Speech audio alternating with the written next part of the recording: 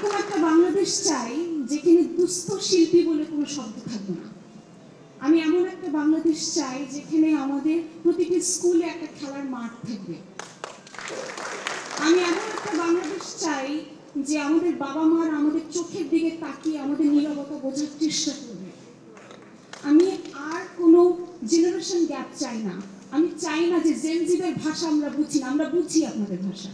আমাদেরকে আপনাদের কথা শুনতে হবে, আমাদের কথাও আপনাদেরকে শুনতে হবে। এই আর্ট অফ লিসনিংটা এই মুহূর্তে বাংলাদেশে খুব জরুরি। আবারও কথা বলার সুযোগ দেওয়ার জন্য আমার ইচ্ছে করছে একটা জোরে চিৎকার দিই। এই চিৎকারটা আনন্দের, এই চিৎকারটা 18তে যখন আমি ডিরেফাই আমাকে নিয়ে যায় তখন এই চিৎকারটা আমার দিতে ইচ্ছে করেছিল, বলতে ইচ্ছে করেছিল যে আমার পাশে তোমরা কারা কারা আছো।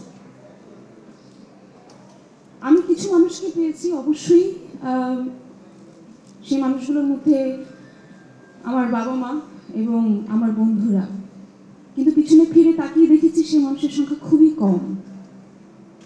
এবং আমি যখন বের হয়ে আসি তখন সেই সংখ্যাগুলো আস্তে আস্তে আরও কমতে থাকে। কিন্তু এটা অবশ্যই ঠিক, ব্যক্তিগতভাবে তারা আমার পাশে দাঁড়ানোর চেষ্টা করেছে, তারা আমার ফোন নিয়ে খোঁজ নেওয়ার চেষ্টা করেছে। সে কারণেই হয়তো বা আজ আমি এখানে এসে বসেছি। এই 6-7 বছর হতে যাচ্ছে। এই পুরোটা সময় আমি একটা গান মনে হয় প্রতিদিন শুনতাম, যেটা একটু আগে হলো, সেটা you may say I am a dreamer but I am not the only one. 5ই আগস্ট আমার মনে হয়েছে না, আমি আসলেই একা ড্রিমার না, আমরা আসলেই স্বাধীন। এবং সেই স্বাধীনতা আপনারা আমাকে এনে দিয়েছেন, আমাদেরকে এনে দিয়েছেন। এটার জন্য কিভাবে কৃতজ্ঞতা জানাবো, শ্রদ্ধা জানাবো, সেটা আসলে আমি ভাষায় প্রকাশ করতে খুব কমই পারি, সবসময় তাই হয়েছে। আর কিরকম দেশ চাই, আমি তো সিসিমপুর করতাম, সিসিমপুরের ইকরি ছিলাম আমি। তো আপনারা কারা কারা সিসিমপুর দেখেছেন একটু হাত তুলুন। ও মা। তো সিসিমপুরের একটা বিষয় ছিল যে সিসিমপুরে একটা বাঘ ছিল, একটা ভূত ছিল, একটা শেয়াল ছিল। সিসিমপুর যদি আমাদের বাংলাদেশ হয়, সেখানে কেউ শেয়াল, সেখানে কেউ ইকরি, কেউ হালুম, কারো মাছ ভাজা পছন্দ, কারো প্রশ্ন করা পছন্দ, অথবা কারো শুধু বই পড়া পছন্দ।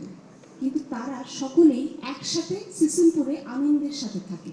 আমি ঠিক সেরকম একটা বাংলাদেশ চাই। আমি এরকম একটা বাংলাদেশ চাই যেখানে দুস্থ শিল্পী বলে কোনো শব্দ থাকবে না।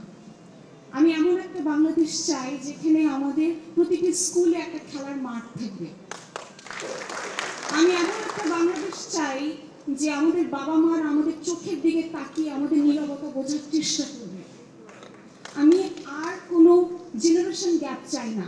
আমি চাই না যে জেনজিদের ভাষা আমরা বুঝি না, আমরা বুঝি আপনাদের ভাষা। আমাদেরকে আপনাদের কথা শুনতে হবে, আমাদের কথাও আপনাদেরকে শুনতে হবে। এই আর্ট অফ লিসনিংটা এই মুহূর্তে বাংলাদেশে খুব জরুরি। উইদাউট জাজমেন্ট আমরা আরেকজনের কথা শুনবো। কারণ একটি বাগানে আমরা কখনোই তো বলি না যে গন্ধরাজ তুমি কেন বেলির মতো গন্ধ ছড়াও না, কিন্তু মানুষকে কেন আমরা বলি যে তুমি কেন আমার মতো নও, তুমি কেন আমার মতো নও। আমরা সকলেই ভিন্ন ভিন্ন ফুলের মতো, কিন্তু আমরা একটি বাগানের সকলেই মালিক, সেটা হচ্ছে বাংলাদেশ।